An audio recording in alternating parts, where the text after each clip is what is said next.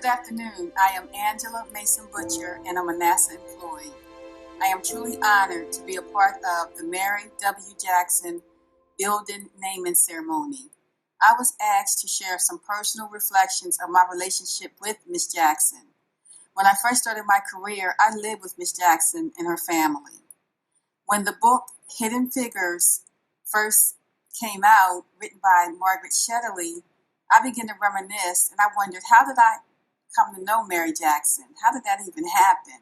So I began to search some old photos, and I found a photo of me and Miss Jackson along with her granddaughter. The photo was taken at my college graduation dinner party. I knew Mary Jackson before working at NASA. I went to Hampton undergrad, and I met her pastor. Her pastor gave me a receptionist job at their church, and I knew he didn't need a receptionist. He was just making a way for me to make a little extra money. I was a freshman at the time. Later, I told him that I was going to be working at NASA. He must have had a conversation with Miss Jackson because Miss Jackson offered me to live with her and her family.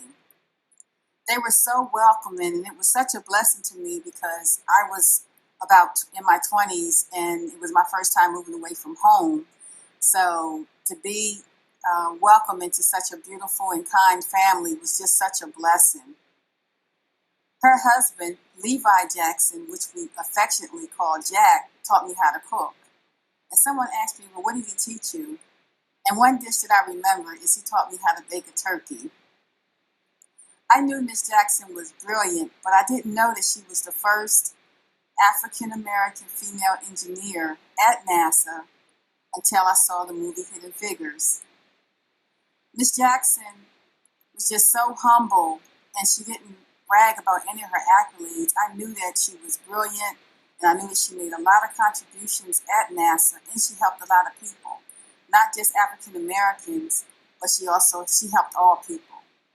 And that was one takeaway that I really remember about Mary Jackson.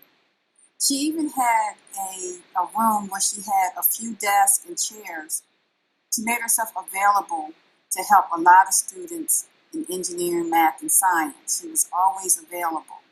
One of my biggest takeaways from Miss Jackson and the way she lived her life was that she taught me how to work hard and to be persistent and to be a person of excellence.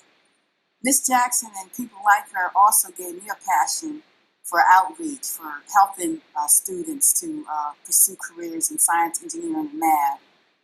She was truly a great example just through the way she lived her life. Something else I would like to say is that I started my career at NASA Langley Research Center. Then later, I transferred to NASA Goddard. A little over a year ago, I transferred to NASA headquarters. I'm a technical manager in the Aeronautics Research Missions Directorate. And when I heard that they were naming the building after Mary Jackson, and by me working there, I was doubly proud and honored. Thank you.